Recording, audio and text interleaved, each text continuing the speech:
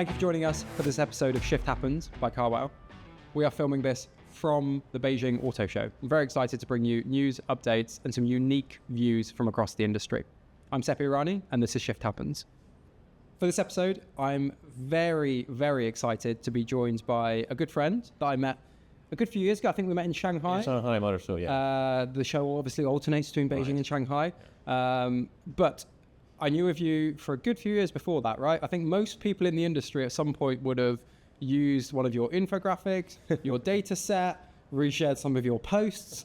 So on LinkedIn and Instagram, you're commonly known as... Car industry analysis, yeah. Exactly. It's the platform I'm trying to promote as an independent consultant right now. I'm trying to support the industry from what you just said, insights, analysis. I'm always researching information around the world, trying to have a global coverage of the industry. So I'm traveling a lot and following what's going on in the industry. Amazing. I'll introduce you by your name as well, Felipe Munoz. Right. Also known as Car Industry Analysis. Right. So you worked originally for 10 years at JATO, right? That's right. I worked there for 10 years as a senior analyst. I was basically their spokesperson, talking to the press and producing content, white papers and press releases about the industry insights. So lots of things have changed in the industry over the past few years. We obviously know that we have a huge amount of new entrants in pretty much all markets all over the world. Yeah. But what I'm really interested to hear from you, because you have such an amazing view over the previous few years, is what's the most noticeable shift in the last 12 months? What's something that you're like, wow, this really feels different? Well, look, we're here in Beijing, and it's obvious. The answer is quite obvious. The Chinese are accelerating their expansion. What we saw right after the pandemic was their plans to go abroad. But unlike what it happens to the Japanese in the 70s or the Koreans in the 90s, they are doing more or less the same, but faster. Okay. The speed at which they are evolving and the speed at which they are entering new markets is something that we haven't seen before. The speed at which they are introducing new cars is something that the Western or the legacy car makers can beat. So what we're seeing is this massive change going faster every month. The Chinese are presenting almost 2 cars per week, new cars, production cars. There are more than 100 brands in China. Many of them want to go everywhere. And what we're seeing is this impact in the global markets. We see it already in Europe. A Chinese car was #1 in March in the UK. JQ, yeah, absolutely. Which is crazy.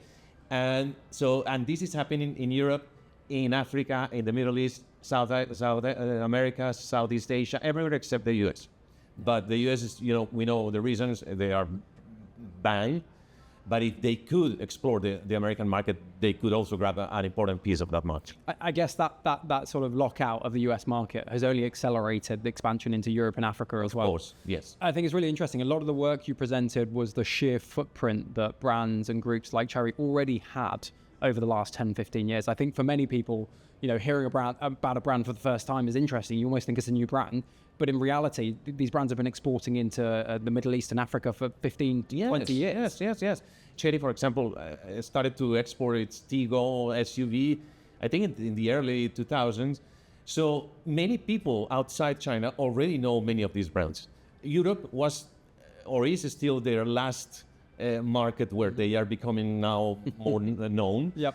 But as you say, there are many brands. I just saw one right here. It's a really interesting approach because although there are so many brands and sub-brands in China, I think what we're starting to see is perhaps consideration for consolidation when they come to European and UK markets. We've seen some cars, for example, from Geely or other groups be badged differently in UK and European markets than they are in the domestic market in China. It's really interesting. I think that's the right approach. It's not a one-size-fits-all and let's just export the cars. They're starting to really understand the nature of cracking the European consumer. Yeah, that's right. Because as they have so many brands here, for a positioning perspective, awareness perspective, is easier to position one brand than 5. Right? Yeah.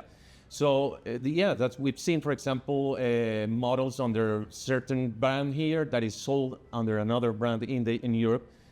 But I think it's just the early stage because they want to grab a piece of the market and then probably expand with other sub-brands in the future. But Europe is a market that doesn't grow anymore. Actually, the sales in Europe have dropped for like 3 million units over the last 10 years. So I don't know how easy it's going to be to introduce even more brands. So let's see. We'll see what the Chinese will do. Well, I guess there's no more pie. Everyone's share just has to change from what they've traditionally got. Felipe, I'm really interested to understand more from you of what's happening in the domestic market in China. What can we sort of garner from the changes here, right here in China? That's good because whatever happens here is going to have an impact outside. And in China, what we've seen over the last 2 years is a real bad price war that is basically having an impact on the financial results of each car maker. Because every month we see lower prices here. That's becoming actually a national issue because these car makers, instead of starting making money, what they are doing is even lose more money because of this price war. This is one of the reasons why they are trying to export as much as possible, because in the export market, there is not such a price war for now, and they can charge more for the cars they produce in China. So when it's about profitability, the exports market are more appealing than selling cars in China. But of course, they need to defend their position in China, and the only way they are doing it is by decreasing prices. Yeah, I totally agree. I think it's such a different view when you understand the sort of more global lens that some of these brands are operating on, particularly when it comes to being listed on certain stock exchanges as well, and you understand all the underlying factors driving volume. Yeah. We've already seen a lot of brands come and go. There was a brand that I loved from a tech perspective, Hi-Fi Human Horizons. Great car, great tech, great product, just didn't make it to market in Europe. I would love to hear from you sort of brands that we've perhaps already seen go that we've not realized, or brands that you think are the ones that you would bet on. What's your thoughts? Well, yeah, you're right. There are many brands. When we talk about the Chinese, first of all, we cannot talk about a unique group. There are many different groups within the Chinese perspective. And there are definitely brands that didn't survive. And they are strong, many of them, but there are many others that are quite weak. They have structural problems and many issues. Neta, for example, was one of them. Although Neta, they are trying to revive it. They even went to Thailand, and I think they have a production site over there. But there are quite some cases where they did not succeed. On the other side, there are others who have, in my opinion, have a lot of potential. Especially, but it depends where you go. For example, Chery has one brand that is called Jetour. Jetour is in the Middle East. In the Middle East, it's doing very well. Yep. It's actually taking sales away from Toyota, which is unheard of, absolutely king in the Middle East. And BYD, of course, is another strong one, and they are targeting different markets because their lineup is massive. We're talking of more than 40 models from the BYD group. So they are starting to understand that. They can not only bet on fully electric cars, but they are also introducing plug-in hybrids, for example. So it depends where you go, but many of these brands have a lot of potential. Initially, I would say they had more potential in the emerging markets because of the price thing element, because the consumers in those markets are more price sensitive. But in Europe, we're seeing that the price element is also playing its part, because these cars are very competitive. It's not only about price, it's about perceived quality, specs, and you just don't need to drive them to know how they are. I think you couldn't be more right. I think often when we think of new entrant brands, we think, okay, people are buying them purely on price. But when you really dig underneath the skin of a lot of these cars, the production finish, the fit and finish really in the last few years is totally different. Yeah. But also the sheer amount of sort of tech that almost comes as standard, very, very standardized trim options. And I think when you compare it alongside a lot of cars, yes, the retail prices might even be in the same ballpark, but by the time you option up, but you get much more. Yes, totally. Right. So if you're a betting man, give me your 3 bets. Which are the brands that you're putting your from bets China? On? You mean? Into the European market. BYD, of course, because BYD has 5 brands right now, but one is the most international, which is BYD. I would bet also on Jetour. I think it's good. It has potential. And Omoda Jayco from Chery is also it's also growing very fast. And Geely, I would bet on Geely brand as well, and Zeekr.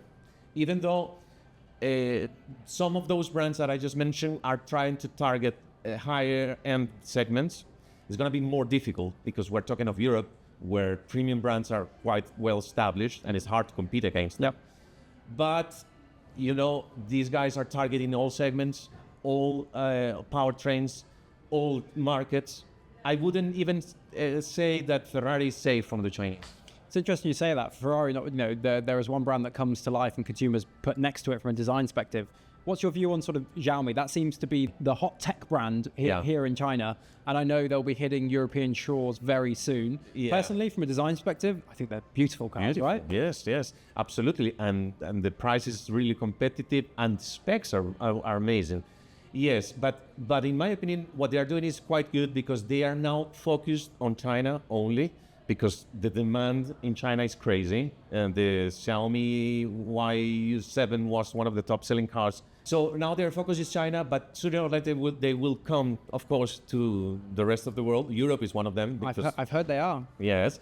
And I'm sure they're going to shake the market as well. Yes. Very, very interesting. So on that note, in terms of premium brands, have we seen a new entrant brand, or particularly a Chinese one, truly crack the premium segment? Denza has huge potential. We saw the Z9 GT last year in Milan. I saw an updated version a few weeks ago out there in China, and already that product is totally different to where it was last year. Yeah. And it's not even on sale yet in Europe. So I think there's huge potential. But have we really seen a brand crack that premium sector? It's one thing to sort of buy a car that's great spec at £40,000 in the UK.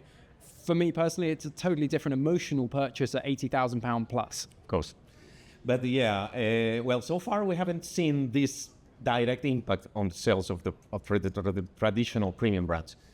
But from my perspective, I think we will see it. Of course, I'm not saying that they are going to outsell Mercedes, Audi, BMW, but a decent market share brands like Denza could perfectly have in Europe of the premium segment. Who leads the domestic market here in terms of premium? Well, look, there are so many brands here, and it actually also depends on what you understand by premium brand, right? Mm-hmm.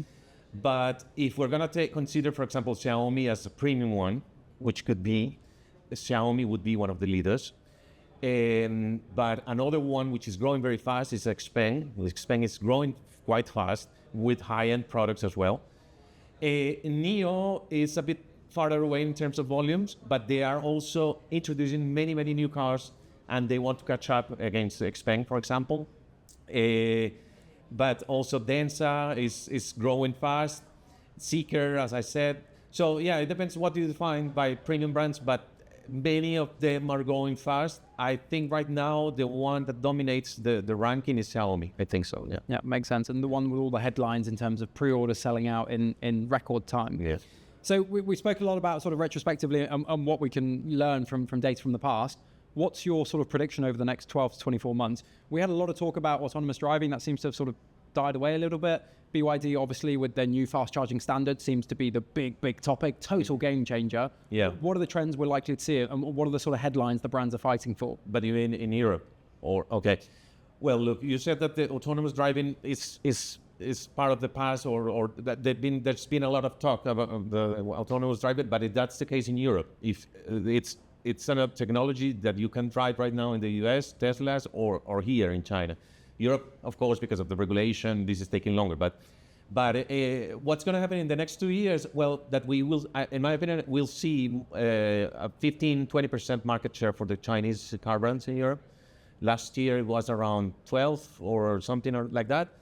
And I think they will continue taking sales away from the traditional car makers. They are taking too long to respond.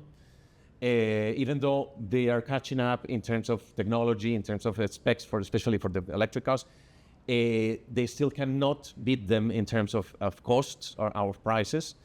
So I would I would say that in the coming 2 years, the Chinese will gain even more momentum, more traction, and with not only electric cars, because the Chinese cars are not only electric. That's the other interesting point here. Once the tariffs were imposed by the European Union some months ago, what they did was to focus on other powertrains. So now they are importing a lot of plug-ins or even full hybrids.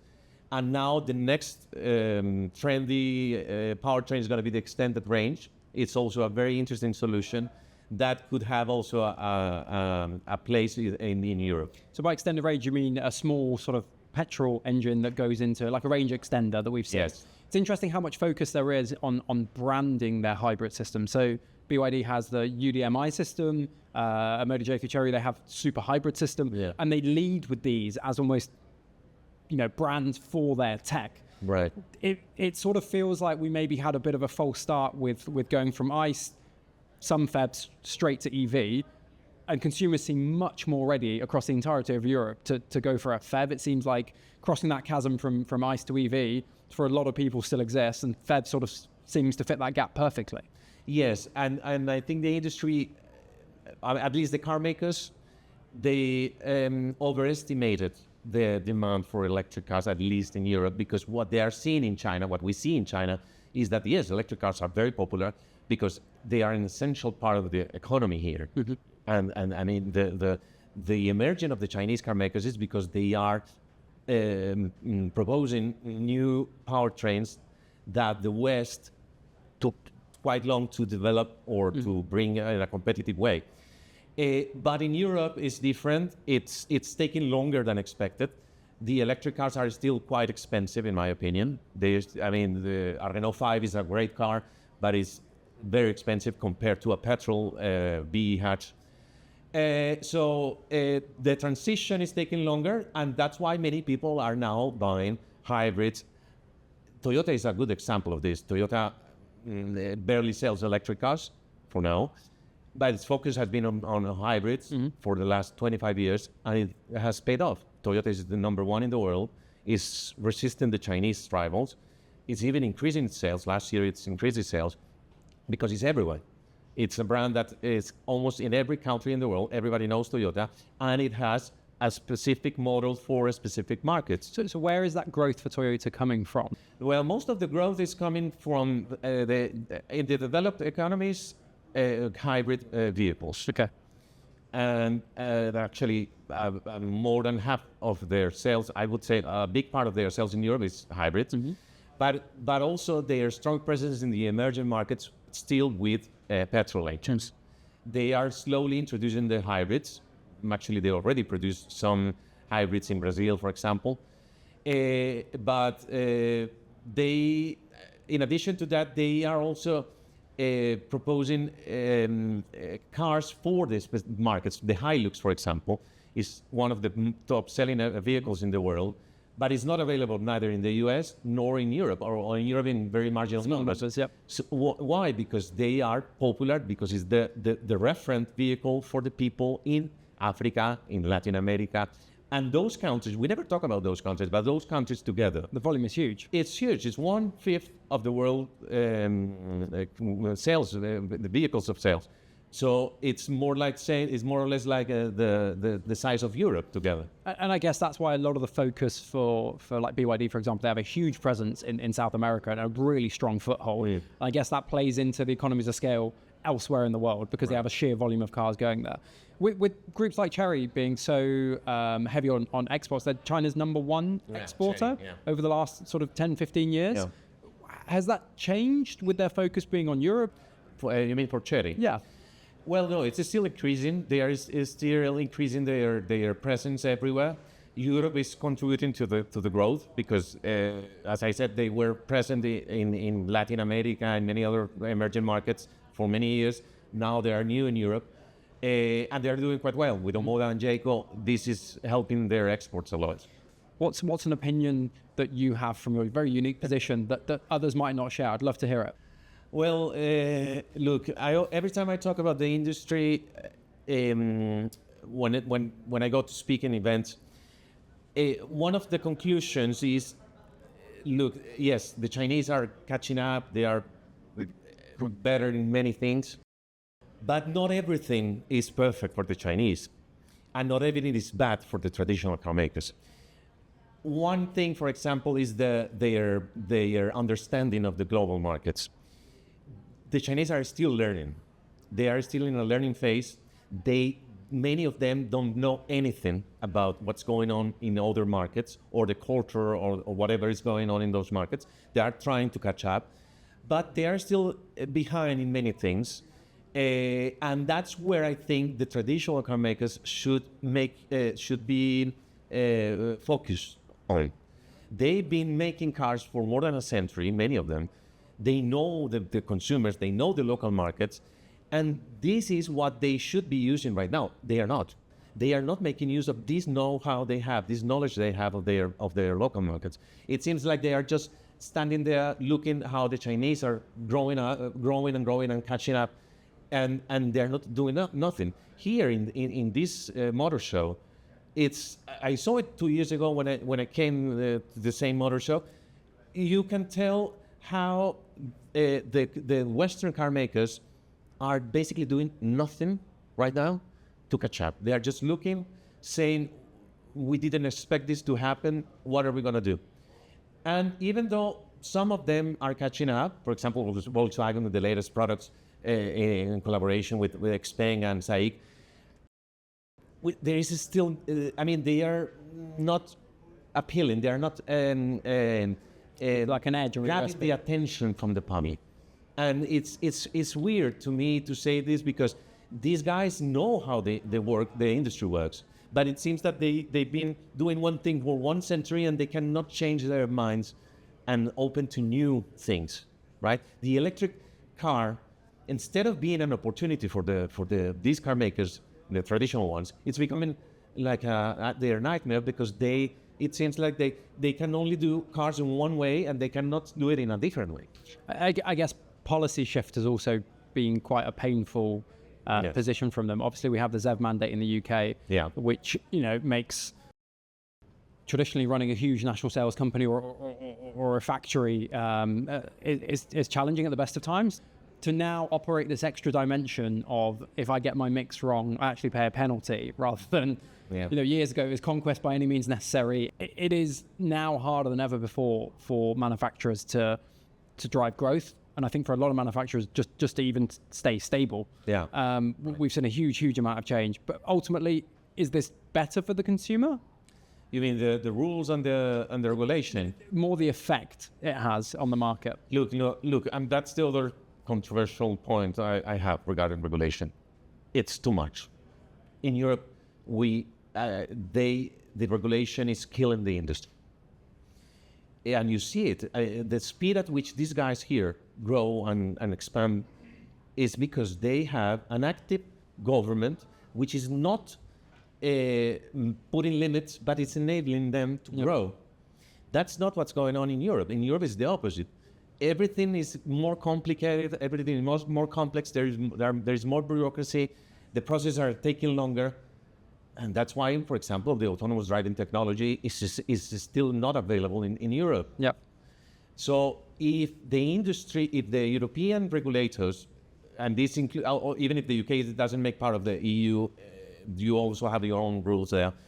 If those rules don't change, guys, we're going nowhere with this. I mean, the Chinese are gonna take over. We need to be more flexible because those rules that were set some years ago, yes, they were set under certain circumstances where the Chinese were not playing any role. But the world is very different. Every single year we've seen huge change. Of course. So the regulation should be evolving as well, and it's not. So that's my point here. So I'm very much a numbers guy. What's the biggest thing that sticks out in numbers in terms of registrations you're seeing across the world?